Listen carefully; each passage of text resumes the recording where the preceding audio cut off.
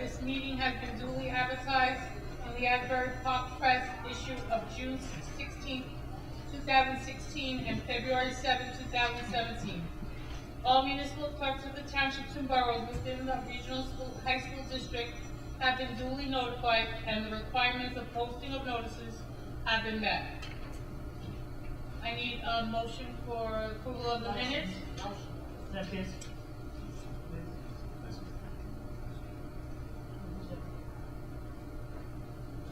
Any comments, questions? Roll call. Mrs. Canario? Yes. Mr. Corolla? Yes. Mrs. Steinkalder? Yes. Mrs. Lavin? Yes. Mr. Messinger? Yes. Mr. Moses? Yes. Mr. Bruno? Yes. Mrs. Terry? Yes. Communications are maintained on file in the office of the board secretary. Superintendent's report. So we have a number of items to discuss tonight. It's been a while since we had our last board meeting due to some scheduling changes, so just I'm going to go through a few items. First and foremost, our professional development session that we originally had for February 9th was snowed out. Our one snow day this illustrious winter season, which I'm not complaining about. But we will be looking to modify the calendar tonight to make March 8th a half-day dismissal as well in order to reschedule that professional development. It was something that we put in the works for months in planning specific to the ultimate transition to the block schedule, so we want to make sure that we have that training. We also, over the past several weeks and throughout the remainder of the school year, we've initiated a significant number of trainings related to Google Education, Google Apps for Education. Over the past couple of weeks, we've trained about 80 staff members in prepping them to be what is known as the Google Level 1 certification, and that's sort of an understanding of all the free tools and applications that are available from Google. We also had some very specific training for special education teachers related to the use of Google, and that training is going to continue throughout the remainder of the year. On February 16th, we had our annual Valentine's Day dance for a number of our self-contained programs across the district, and as I've said earlier, we do that 3 times a year. It's an awesome opportunity for the students in 6 high schools to come together in a really relaxed and fun atmosphere. The Manalapan High School administration, peer leaders, and special services team from both the district and building did a phenomenal job in planning that day. We're also live with online scholarship applications for the first time, so really happy with that work from guidance and operations. It's streamlined the process significantly. We've reduced an inordinate amount of work hours and prep behind that. And we have approximately 125 scholarships available, so there's a lot of paperwork to go behind that to finally get all that online. It's going to make everybody's life much easier. We've received grant funding from Special Olympics to develop what's known as Unified Sports Clubs. Those are some short-range activities for students to participate, special education students, along with general education students to participate in. District-wide, either we haven't worked it out specifically yet whether it will be involve other school districts, but we are in talks with a couple other school districts to host a large tournament and have some coordinators work with those young men and women in leading up to that event in the spring, and it's nice to know that we've secured the grant funding to make that happen. On February 23rd at Marlboro High School, we again hosted Peter Van Buskirk. Peter's been in the district for the past couple of years. We've really expanded our programs for our parents and our students in the college and career planning process. And a couple of years ago, we made that determination that we needed to get at that younger and really start as soon as those students enter our doors. So we had about 450 parents of 9th and 10th graders there who attended that evening, and wonderful turnout. Again, thanks to Ms. Allen and her team for putting that together. Scheduling task force. We made our last site visit to Watchung Hills Regional High School. Dr. Hazel coordinated that. It was a strong visit. It was just last Friday. The powerful opportunity there was that Watchung Hills is also a regional high school, about 2,200 students, so a lot of similarities to our schools as we begin to plan for the transition to the block schedule in fall of 2018. We also, on February 16th, through a grant from the Ocean First Foundation, and Ocean First has been terrific friends to the school district. A number of our financial literacy teachers were able to work with the trainer from the New Jersey Council for Economic Education as a one-off opportunity to provide some real-world resources for our teachers, which we're very appreciative of. We are actively planning in personnel our March 11th job fair. The job fair is something that really sets this Freehold Regional High School District apart. It's something that we can do on our own. We get to screen those applicants ahead of time. I'm always really proud that somewhere between 40 and 45 school administrators will show up all day on Saturday to conduct those interviews to make sure that we sort up the most effective candidates that we can to work with our children. So I'm looking forward to that day. It's one of my favorite days of the year, actually. We are in year 3 of what was our initial pilot for the International Baccalaureate, which was housed at Freehold Township High School. We've had some incredible success with that program. There'll be a presentation to the board later this year on some of the academic gains and opportunities that have been afforded those students, and we are actively planning the expansion of that program to other high schools. So that's on for the approval to see what that might look like there's a multi-year application process to begin that, so we want to begin that process to expand it because we've had such tremendous success. Just a couple notes. I'd like to thank Mr. Boyce for his assistance. We provided testimony to the Assembly Ed Committee last week on the School Funding Reform Act, and if you've been following the conversations in the newspaper and all the public hearings that they've had as we lead up to the governor's budget address, which is tomorrow, where we'll await anxiously for 48 hours to receive our state aid numbers, and there's been a lot of conversation and discussion about what is that going to look like. We reviewed all of the testimony, and a lot of it was around the difficulties of any system that creates winners and losers across the state, the difficulties with making sure that funding is equitably distributed to school districts. We are a district that receives a significant amount of adjustment aid, so what we wanted to present to the legislators was just to make them aware that there are a lot of other more nuanced factors that also need to be considered when discussing that school funding formula.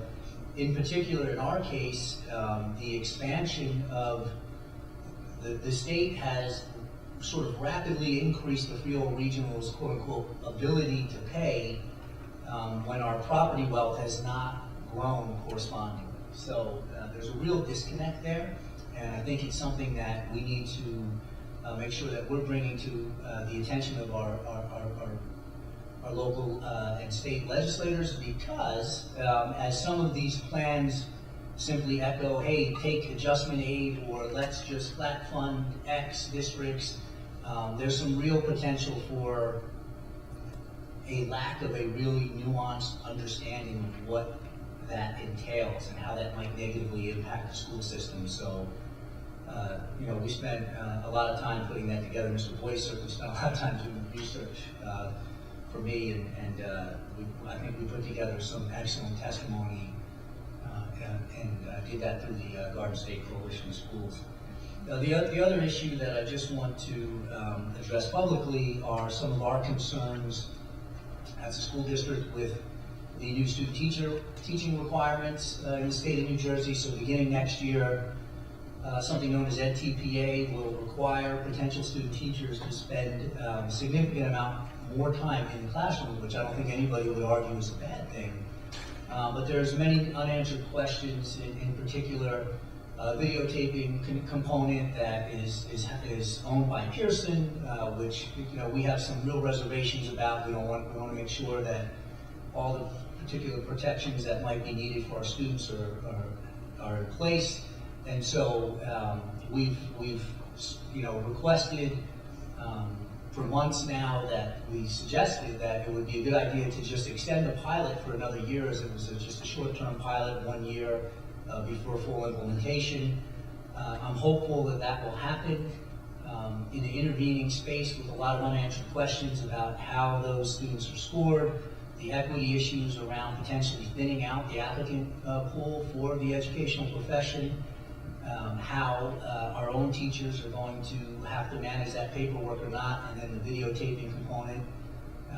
We're not going to take student teachers in the school district until we have some more firm answers to those questions. And it's not a decision that we take lightly, but there's a growing number of school districts in the state that feel the same way, and hopefully we can have some really positive dialogue over the next couple of months to answer some of those unanswered questions. And finally today, as we rapidly approach the closure of our 5-year strategic plan compass, we did something really cool today. We pulled back the original internal steering committee, about 35 folks from the school district, most of whom are still in the district from when we first met in the fall in September of 2012, and walked them through, facilitated a day-long sort of look back and look ahead. Look back at how we have or haven't honored our commitments that we established in 2012, and then really began to have some rich conversation around where we think the long-term plan of the district needs to head for that next long-term plan. So it was a wonderful day. We're running that in conjunction with a lot of other things that we've done to sort of collect all that data. We surveyed the community extensively through the middle stage process last year. We surveyed approximately 1,200 recent graduates from 2012 to 2015 to really understand their experience in the school system. We'll be working with student focus groups spearheaded by members of the Executive Student Cabinet, and we are sort of coalescing all of that information to hopefully develop a long-term plan that continues to maintain the excellence in this school system. That concludes my report. Thank you, Mr. Sampson. Curriculum and Development Board Report. Yes, that's me. Hold on.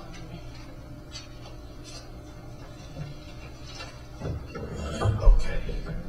Back on February 13th, we met at Freehold Borough High School, and we were actually in the room that was renovated with the Building Career Pathways Grant Project. So we heard about all the improvements that are going to occur in year 2 of the grant, and the year 2 application is in, and we got very few comments back from the state, which was a good thing. We talked about the placement guide for rising 9th graders that was given out to us, and that really showed how the district decides where to place students once they enter the schools. We went over the various data that really determines the placement for the rising freshmen. In addition to academic data, there is also a parent component to it. With respect to Summer Academy, the brochure for this is actually up on the website now. There's actually 3 programs: Credit Recovery, Original Credit, and AP Bridge.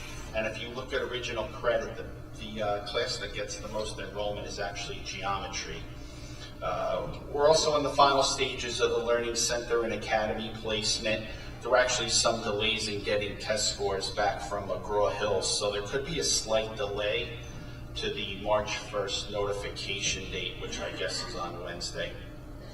And finally, with respect to Park, there's updated guidelines from the state on graduation requirements, and we spent some time going over what the requirements were for the classes of 2020 and 21 most in particular, because that's really where there's going to be big changes coming. And that basically is it. Finance report, Mike? Okay, the 21st, we had a meeting and we spoke about the Howell Athletic Field. That's out to bid. Bids are going to be in March 7th. Hopefully, we'll get a recommendation to this board shortly thereafter on the 13th. There was some discussion about Field Turf, the corporation, that had been on the front page, I think, of the Newark Star Ledger several months or weeks back with respect to them ripping off school districts. So that, could get some public attention going forward based upon what ultimately happens with our project. And at this meeting, we talked about some details on specifications for things like the bleachers. But really, if all goes well, ground should be broken shortly after March 13th. Switching gears to lead testing, we picked a company to do the testing for us. We're looking to start that program over Easter break. It's going to be PARS Environmental Services, which of course this whole thing is going to cost us money. You may remember, I don't know whether it was 8 months ago, 6 months ago, or 12 months ago, there were stories about lead in school districts. They were primarily in older urban buildings, but nevertheless the state government obviously wants every school district to check on that. So all the water fountains are going to be tested for lead. With respect to boilers, the central office boiler actually was installed in 1959 and never had a problem with it. But it's actually starting to rot from inside out, which means it has to run at less pressure. So right now, the building temperature could be maintained between 60 and 65 degrees. But once winter's over, we're going to have to buy a new boiler. We talked about state aid, which Mr. Sampson just talked about, and then finally, to wrap it up, he also talked about block scheduling. At our meeting, we basically heard all about how Pomptonian and the administration met with all the schools in the district to talk about how everyone's going to eat lunch at the same time, because there's only going to be one lunch period. And in addition to the cafeteria, the gyms are also going to be used, and we saw some pictures of how lunch is served at other schools who have block scheduling and have to serve their kids outside the cafeteria. And as a matter of fact, was it Washington's birthday, Sean? I think a couple of members of our administration had gone to this, I know they went to Marlboro High School in particular on Washington's birthday, and various exercises were done to time how long it would take to get tables to the gym and set up. And we're looking at all sorts of sizes for the tables to make sure this could all be done in a time-efficient manner. I mean, we're going to one lunch right now. There are 4 lunch periods, and lunch, which is now 28 minutes, will be expanded to 35 minutes. And that was the update from the Finance Committee meeting. Thank you, Michael. Policy? Good evening. How you doing? Good evening. I'm on the policy committee, and we met on February 15th, a Thursday evening. And I like this committee because it's made up of volunteers from the community and also folks from the central office and myself. So a lot of the policy changes are language, and we covered 4 items. The first item being 1510, Americans with Disability Act. The language has been revised. Policy number 1510 has been revised due to major changes enacted in the Americans with Disability Act, the Amendment Act of 2008, how the definition of disability should be interpreted and applied. Applying the definition of disability more generously, which makes it easier for folks to identify their disability, and expanding the definition of what constitutes a major life activity or change due to a disability. On the second item, 2418, Section 504, the Rehabilitation Act of 1973. Policy 2418, the new policy now reflects a broader interpretation of the word disability in the interpretation of the new policy. So this third one that was covered, 5116, the education of the homeless, that was revised.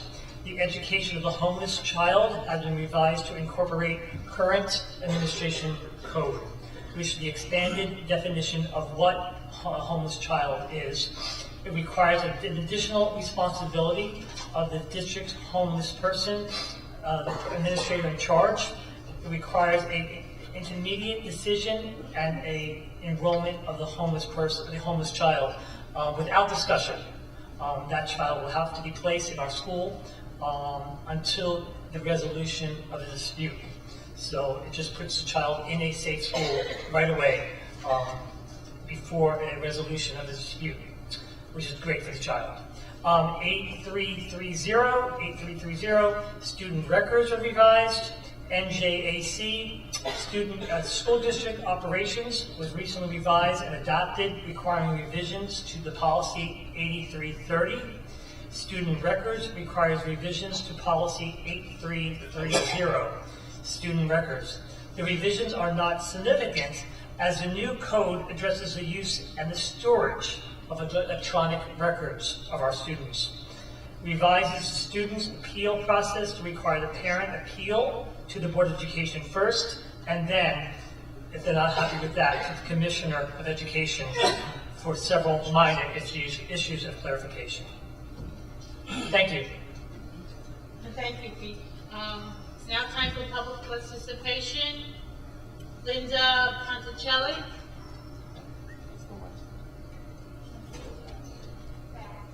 Is there anyone else who'd like to speak? Did you see it?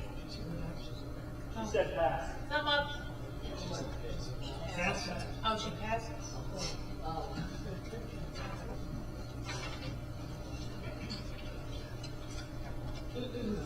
I'd like to take the agenda G1 to K2 and 1 to K. Motion? Motion. Yes. Second. All in favor? Aye. Opposed?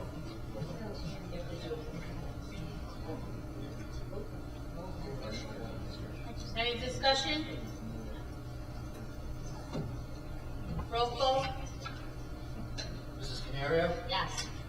Mr. Corolla? Yes. Mrs. Fankhauser? Yes, except, I believe it's G5, the honorarium appointment. Mr. Hine, Colts next, spring track, because my son's participation.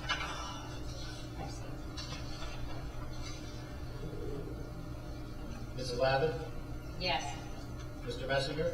Yes. Mr. Moses? Yes. Mr. Bruno? Yes. Mrs. Terry? Yes.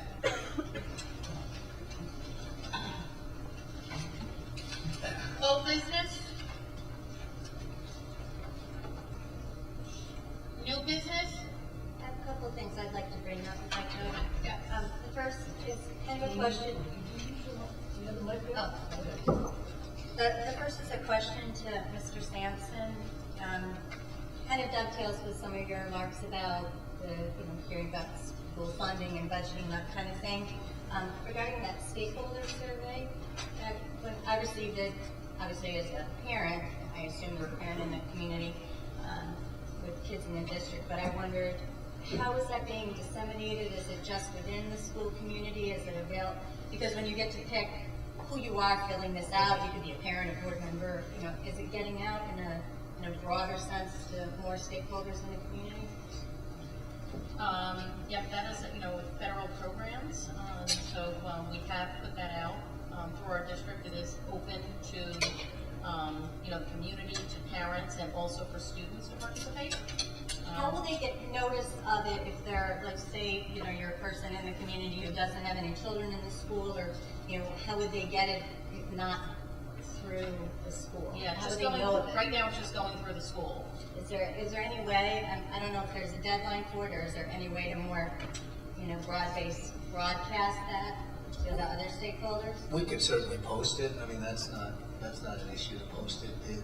The difficulty might be when it's internal, we know who it's coming from in the sense that it's definitely a parent or somebody affiliated with the school. It could, you run some difficulty with just sort of managing that, but I don't think that would be an issue to post it. You know what? You're talking about outside media. Yeah, Kathy's saying, not to speak for you, Kathy, she's saying, if people are not accustomed to going to our website as you would as a student or a parent, where I think it is on the webpage, actually, and each school's webpage and on the regional, the district home page, but for, those kinds of folks. It's on Facebook as well, so, I mean, I think we have thousands of folks that Facebook seems to be the conduit to the adult community, at least, certainly, so it is available on that in addition to the website. Short of that, I'm not sure how we would, what the biggest reach might be. I think Facebook is probably the most significant reach because folks can share that however they like from that. Once somebody here gets it, they can share it out as well. And we have a significant following on that. And then I think a lot of the community Facebook pages are also linked to our Facebook page.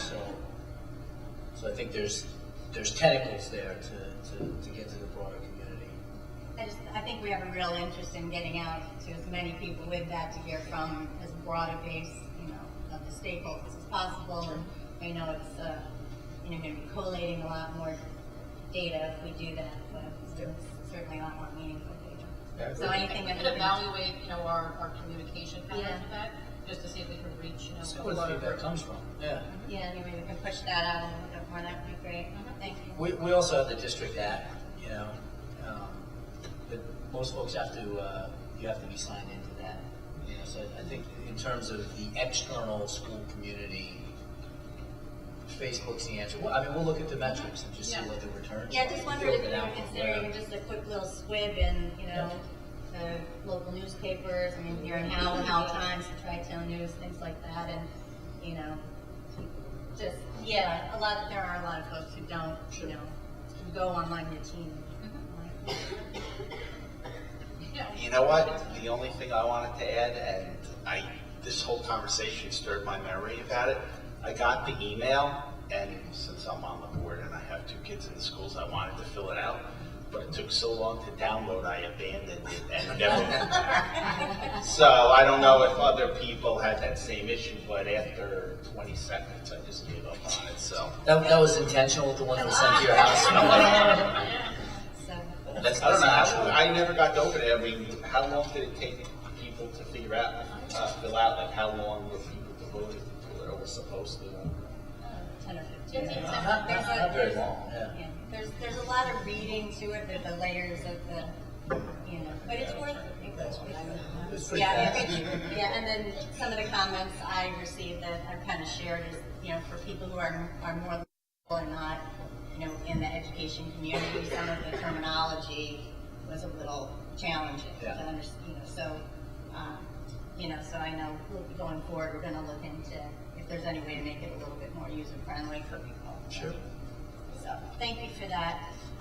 The second on the item I wanted to discuss is similar in general topic. About a month ago, I received a contact from a resident in Howell who asked if the Howell reps could periodically update the community on things that are happening at the regional, that particularly as relates to Howell.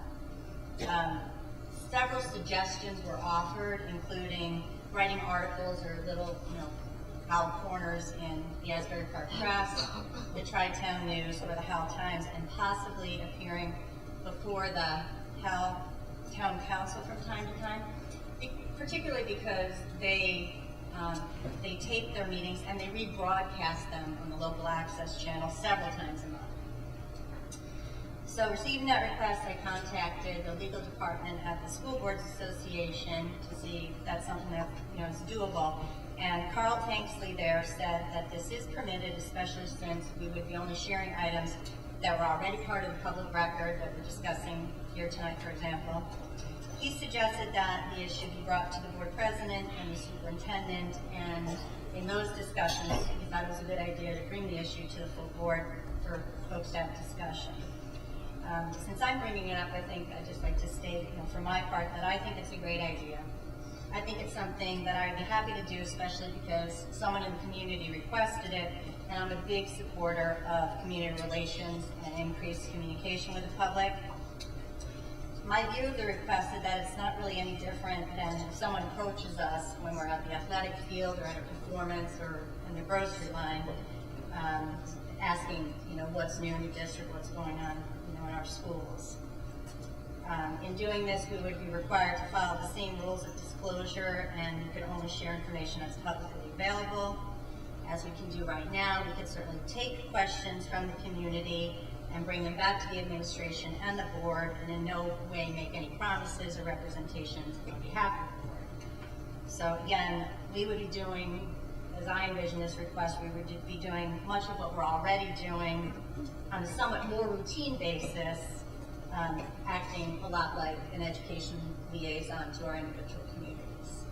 So I'd just like, if anybody has any thoughts or feedback on that request. Why can't the community members come to a board meeting?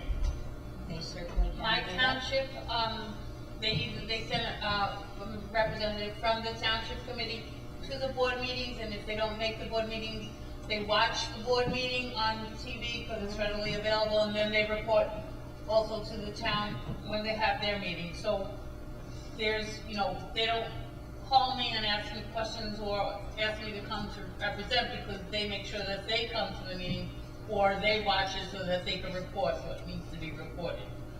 So to me, that would be easier, so there's no ever a mix-up of what you're allowed to say, what you're not allowed to say. And if they have questions, they come to the board meeting to raise the questions. They've done that. They've been doing it since I'm on since 2010. Yeah, and I know Howell Township has an ed liaison for both the K-8 and the regional. I actually was the liaison for the K-8 years ago. So, I mean, I understand that that's, that option to do that, but right now, there's no one in that position. It's tough, as folks know, to get people to volunteer. But the township committee themselves, if it's not the mayor, it's usually the mayor or someone on the committee that they send to the meetings. It's not a volunteer.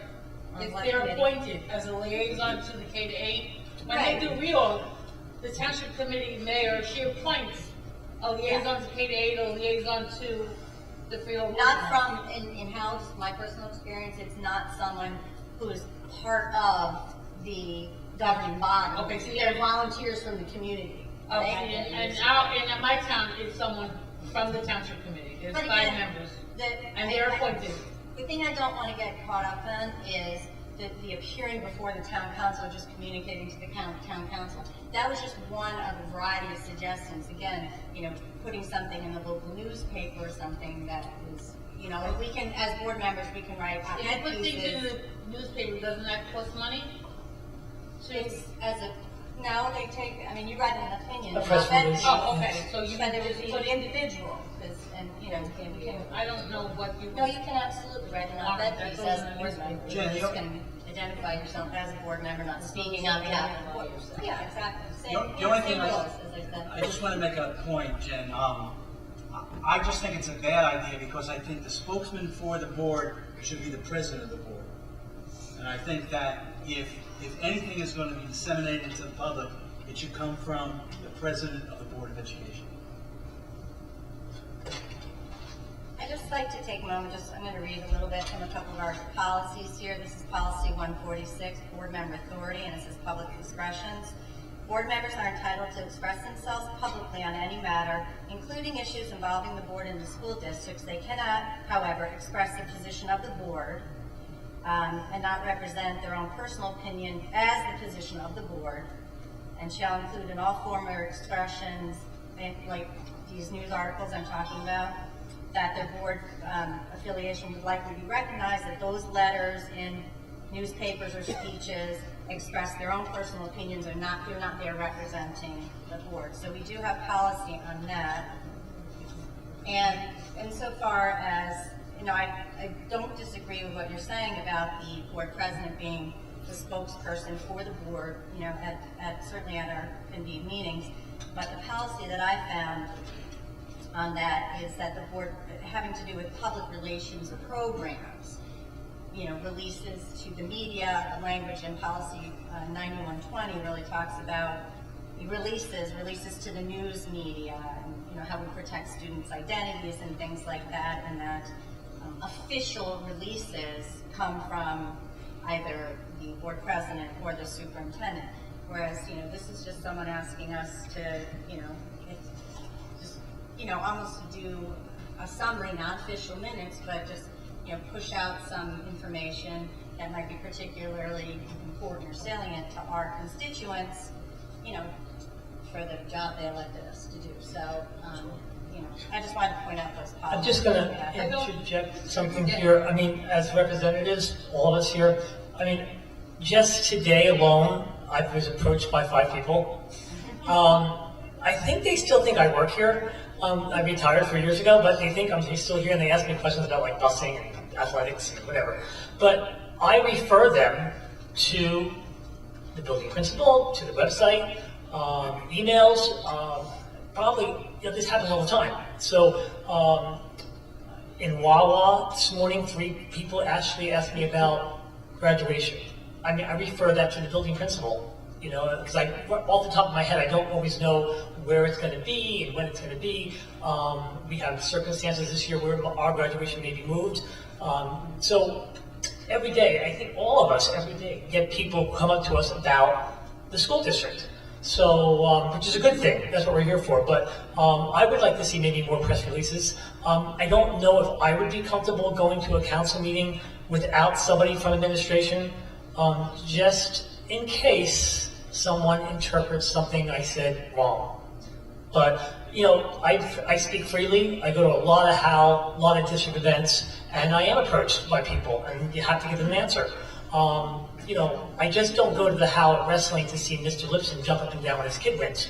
I do go to support the athletes, and you know, you just are sometimes bombarded by people asking you questions, and you have to answer it. So I do refer them to the websites, and sometimes I have to bother Dr. Hazel over the year, but you know, that's what we do as board members. So, you know, but I think press releases and referring more to the websites and giving out emails. So. I do the same thing also. I get a lot of emails now, and I make sure that I talk to Chuck before I answer them, or I send Chuck the emails directly so that he can answer them. And I just don't see what you need to write to report. There's enough ways for people to find out what's going on between the website and the TV. And then if one person starts going to a town hall meeting to start reporting, then everyone should go to a town hall meeting. And we don't all want to, both at it. It's not, right that one town will be represented at a meeting and then the rest of the towns aren't. No one's going to their town. And then I feel like you're just opening up a can of worms. I don't think that there's enough ways for people in your town to get information that they need, either through an email or through TV or through the websites. The principals, then by us going to the newspaper and making a comment. That's my opinion. So what are we doing to solve this? Mr. Boyce? Action. It's just a discussion point. There's no action on the table at present. So let's discuss it. But there's no prohibition on those. Any other comments, questions? Thank you. Wait, what was that comment? I asked if there's no prohibition on,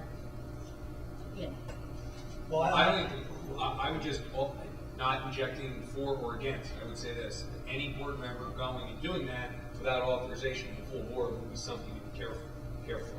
So I wouldn't necessarily say there's no prohibition. It doesn't sound like there's authorization from the board currently for someone to go serve as a board liaison.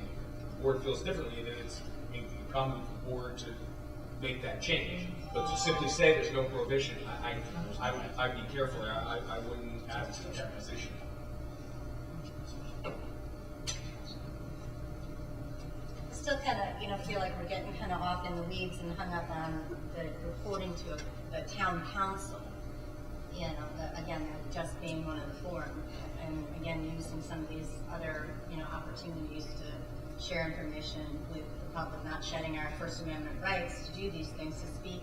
If I sat down there in that chair and didn't attend the executive or sit in the roll call tonight, I'm sitting down in the front row. I can, email people, write a letter, talk to people on the council about what happened at the meeting. Hey, you went to a meeting the other night. What happened? Well, we talked about this. You can find it on the website if you want to watch the whole meeting, just under an hour. But these are the highlights. These are the bullet points. I don't think, I don't see it as any different as any formal position being sent. I'm not asking, and that was not the request from the community member either, to be officially sent by the board to do that. So, but I appreciate everybody's comments, and I appreciate the ability to share my thoughts. Any other comments, questions? One comment. You know what? This just reminds me of years ago, because I've been on the board since 2002. We had community relations. We had the parents of each community coming to. It was a committee. They came to our meetings. I mean, it wasn't something we forced, but the parents at that time wanted to have some relationship with the board and their schools and have a little bit of a voice.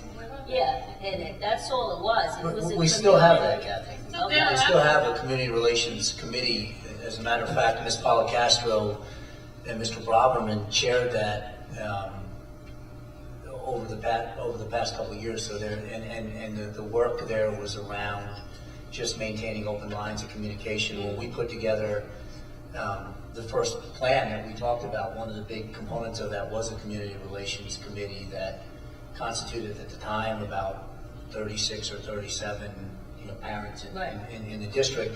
That's been streamlined over the years, and they've conducted a number of meetings over the past several years just talking about, mostly about our communication strategies and making sure that we were doing what was the most efficient and effective way to get the word out to our school community, in particular our parents and guardians, because they are sort of number one consumer of information.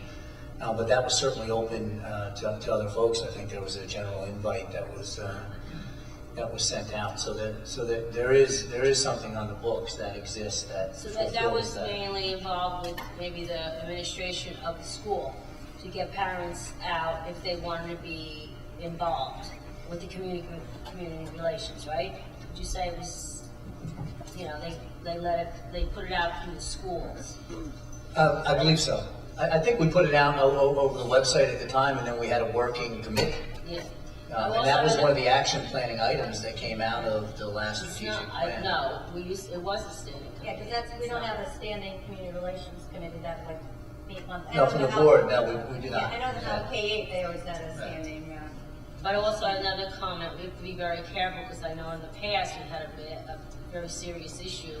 As a board member, you have to be very careful when you do go to your council meetings. And if you have comments, you do have to specify it's my personal opinion, not the opinion of the board. Thank you. Anyone else?